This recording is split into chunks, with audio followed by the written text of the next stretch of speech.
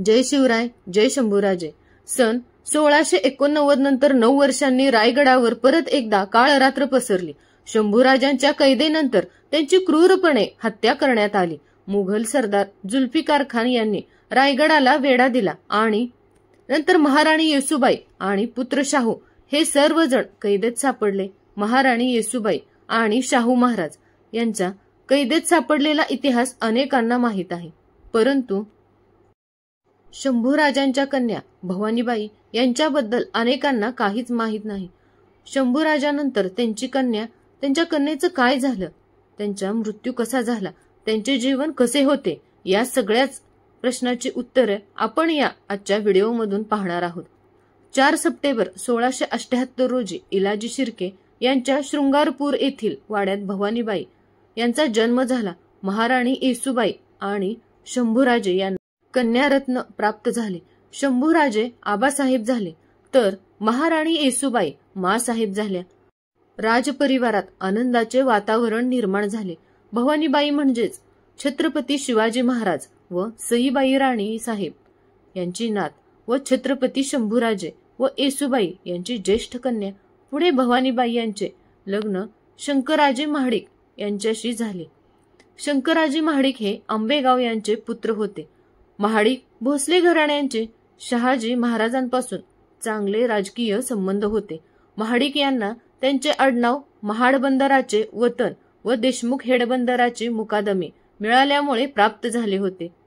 शंकराजी महाडिक यांचे आजोबाचे बरसोजी महाडिक यांनी शहाजीराजांच्या स्वराज्याच्या कामात अत्यंत मोलाची कामगिरी पार पाडली होती। तेव्हापासून या घराण्याचा शिवशाहीशी संबंध आला। बरसोजी राजे यांना 7 मुले होती।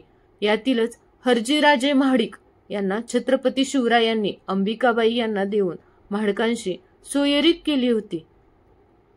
ज्याप्रमाणे नाईक निंबाळकर, जाधव शिर्के, मोहिते लोकांचे भोसले यांच्या राजघराण्याशी संबंध आले, त्याचप्रमाणे महाडिक यांचे भोसलेंशी संबंधित महाडिकचे घराणे फार प्राचीन असून हे उत्तर हिंदुस्थानातून आलेले क्षत्रियांपैकी एक आहेत।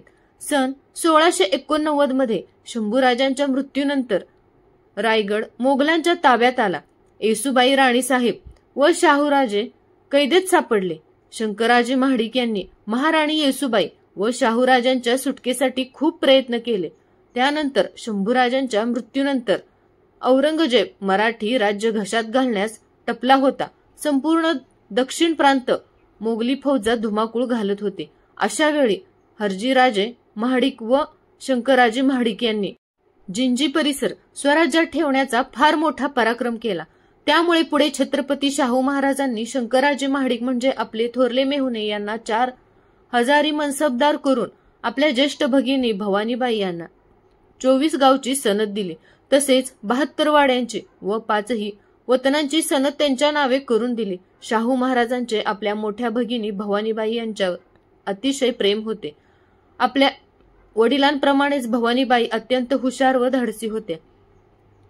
सनदेप्रमाणे भवानीबाई व शंकराजे तारळ्याला होते। मुघलांच्या धामधुमीत तारळे गावची झालेली वाताहत, ती विस्कटलेली घडी भवानीबाई यांनी परत बसवली व तेथील कारभार सुरळीत करून घेतला।